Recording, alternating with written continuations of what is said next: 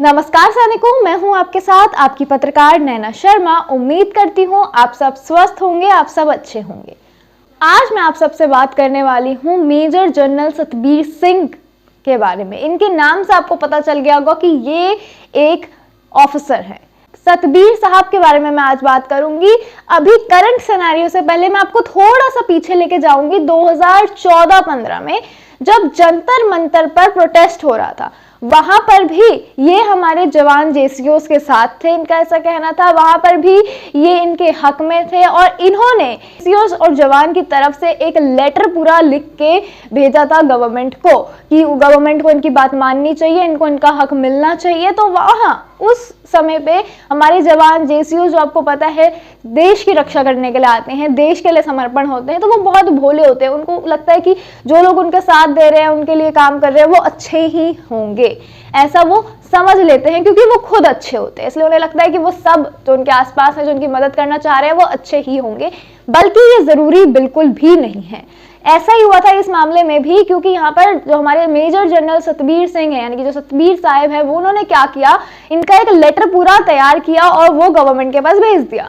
अब उनको क्या लगा जेसीओ जवानों को कि ये ऑफिसर है लेकिन ये हमारे साथ है, क्योंकि हम शुरू से देखते आ रहे थे और हमें पता था कि हमेशा से जो ऑफिसर्स हैं वो जवानों का हक मारते आए हैं। लेकिन यहाँ पर क्या हुआ कि जो ऑफिसर है वो जवानों के साथ था, जेसीओ के साथ था, तो उनको लगा कि ये अच्छे हैं, ये हमारी मदद करना चाहते हैं।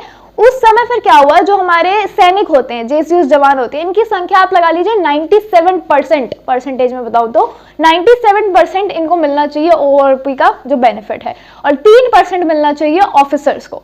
लेकिन यहाँ पर जब ये लेटर गया और जब कार्रवाई हुई, सारी चीजें हुई, तो ओआरओपी मिली तो थी, लेकिन क्या हुआ था, खाली 3% ओआरओपी जो थी वो मिली थी हमारे सैनिकों को, जेसीओ को, जवानों को, और 97% जो था वो मिल गया ऑफिसर्स को। तो यहाँ पर आप देख रहे कितना बड़ा इंटरचेंज हो गया कि जिनको 3% मिलना चाहिए था उनको 97% मिल गया, और जिनको 97% मिलना चाहिए था उनको खाली 3% मिला। कितना बड़ा धोखा उस समय पे भी हुआ था।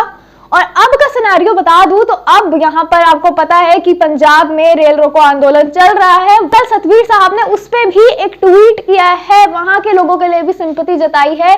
उन्होंने अपने ट्वीट में कहा है कि ये जो सच की आवाज है इसको दबाना नहीं चाहिए। जेसीओ जवान जो कर रहे हैं वो अपने हक के लिए कर रहे हैं, ओआरओपी की लड़ाई के लिए कर रहे हैं, तो उनको इस प्रोटेस्ट से नहीं हटाना चाहिए, उनको ये प्रोटेस्ट बंद नहीं करना चाहिए।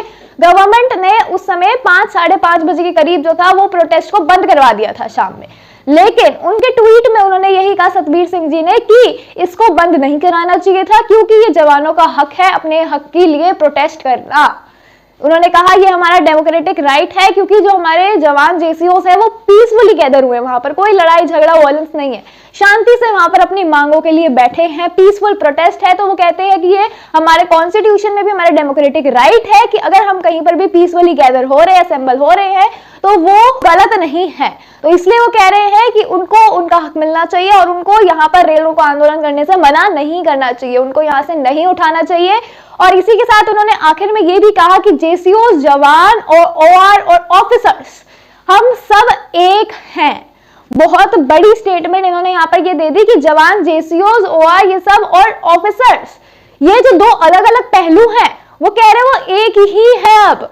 तो आप सोच सकते हैं कि इतनी बड़ी उन्होंने स्टेटमेंट दे दी है। 2014-15 में भी उन्होंने साथ तो दिया था सैनिकों का, लेकिन कितना बड़ा विश्वासघात कर लिया था उस समय, आपको बताया मैंने। हमारे सैनिकों को 97% बेनिफिट मिलना चाहिए था, लेकिन मिला कितना उन्हें, खाली 3%।